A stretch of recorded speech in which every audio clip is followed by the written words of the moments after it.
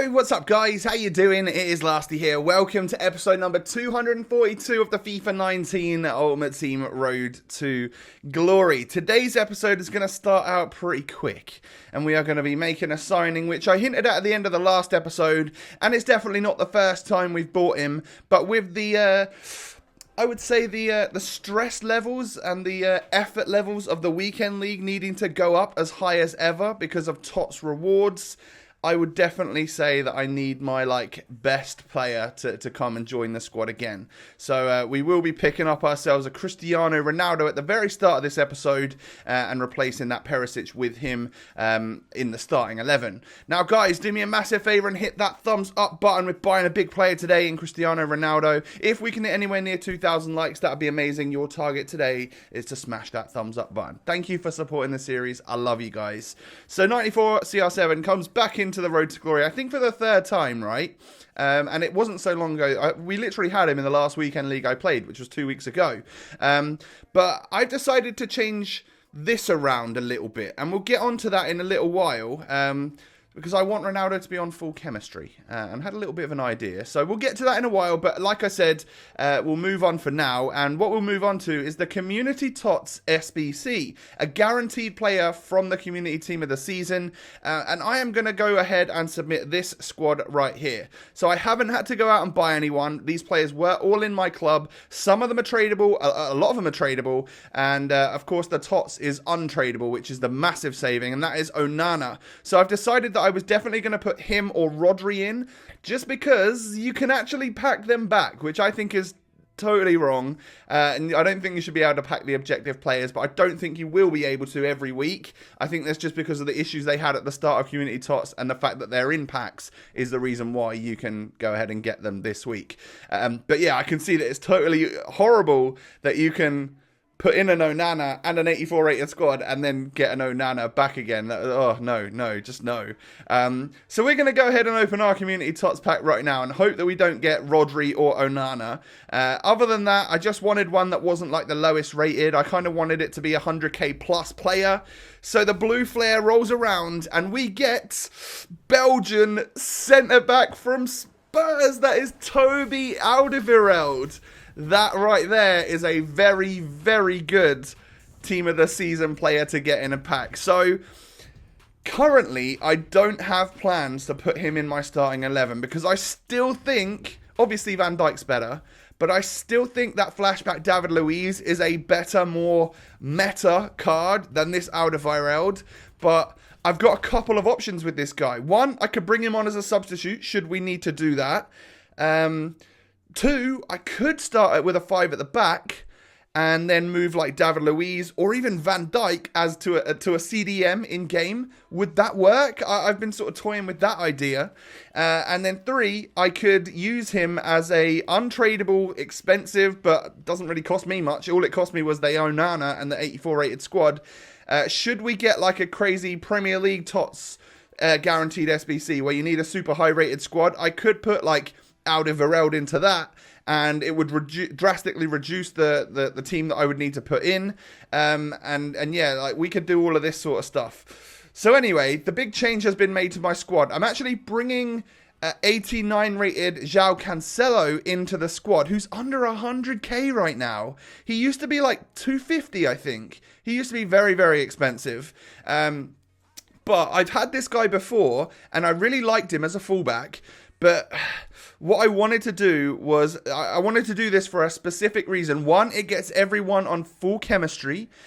Two, what it does is, means that I get the chance to play Marcos Alonso as a defensive mid. And with his upgraded stats since the last time we had like Cancelo, Marcos Alonso is one of the game's best defensive midfielders, in my opinion. I love playing him there in the second half. I wish I could play him there all game long. So with this new starting 11, I can actually do that. And Ronaldo's on full chem.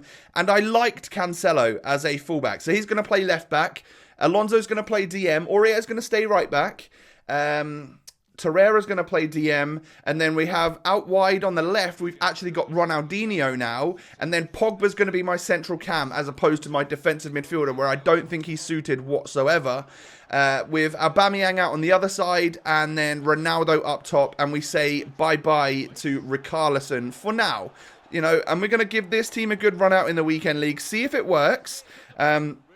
But what I wanted to do was I needed to make sure I got my rivals rank up because I was recording this before the rewards. I know you're watching this on Friday and rewards come out on Thursday, but I needed to get myself into solidifying the Division 1 rank 3 because if you get Div 1 rank 4, it's awful rewards. So I needed to make sure that I got my 2 mega packs and my 2 rare players packs.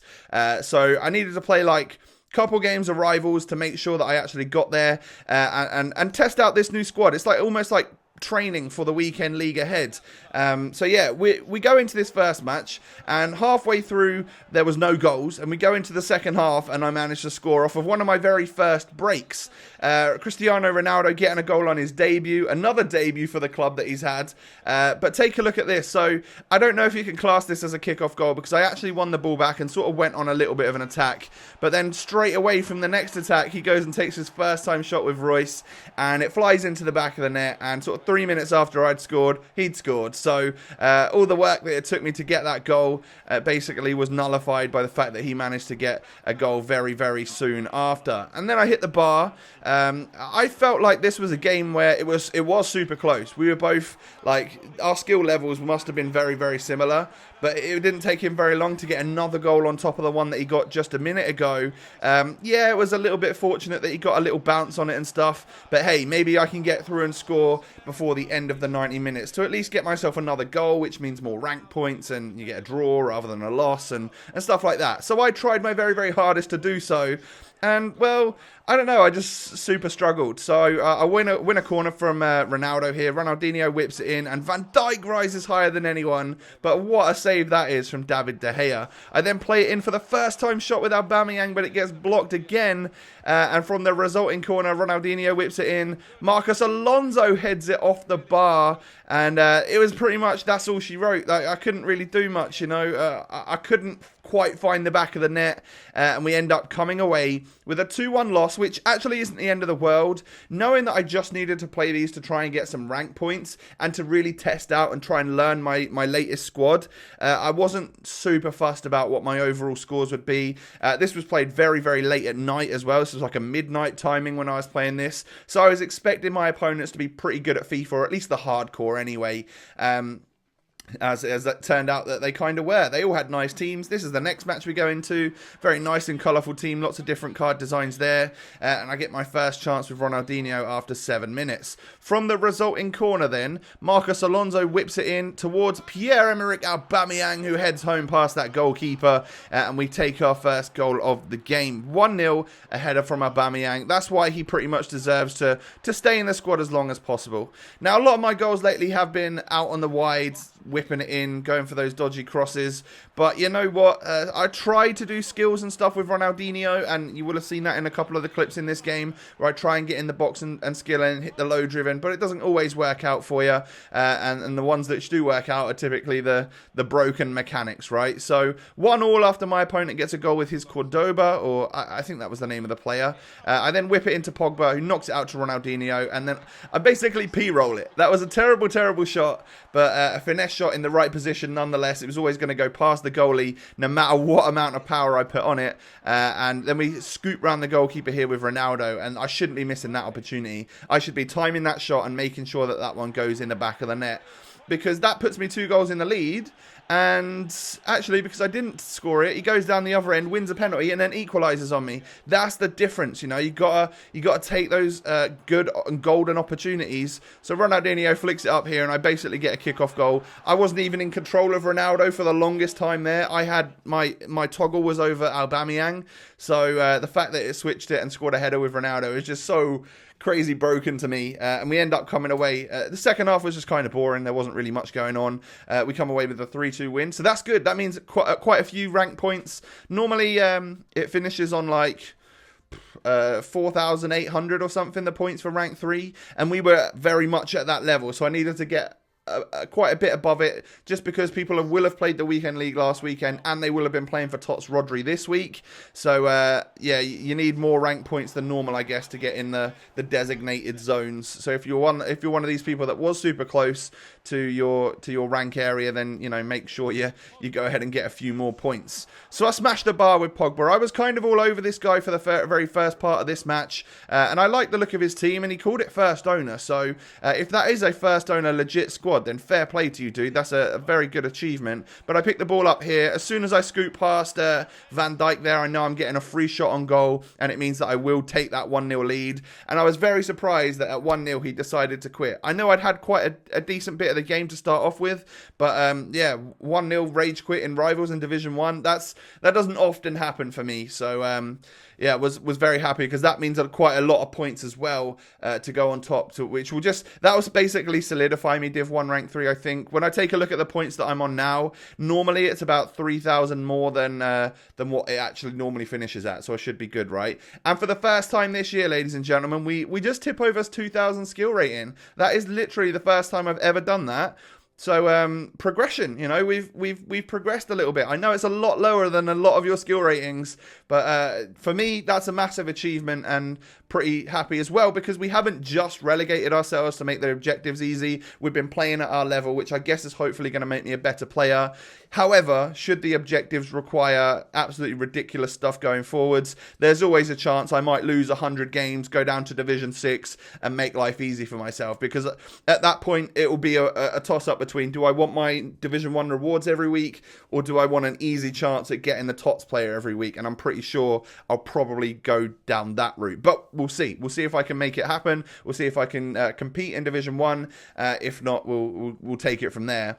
But positive start then for my new squad, my slightly adjusted lineup. We've got everyone on full chem. Ronaldo's on full chem in this gem of a team. It means I can play this awesome Marcos Alonso at DM. Cancelo had a couple of very good games at left back. He's going to be just fine. And yeah, overall I'm pretty buzzing with how the team's looking right now. Ready for the weekend league. I don't have that many coins left. However, what I will have is some stuff in my club, and I've got over 100k, so when the next Guaranteed TOTS comes out, probably we'll have enough to complete that. I hope so anyway, and then we can go from there, trying to earn our coins back up again from this point on. Guys, that is going to be the end of the episode for today. Do me a massive favor and hit that thumbs up button. I'd greatly appreciate it. Subscribe to the channel if you're new. Follow me on Insta, follow me on Twitter. Those links are down below in the description. Come see what I get up to on the day-to-day basis of my life. Most importantly, I hope you all have a lovely day, and I will catch you next time. Peace.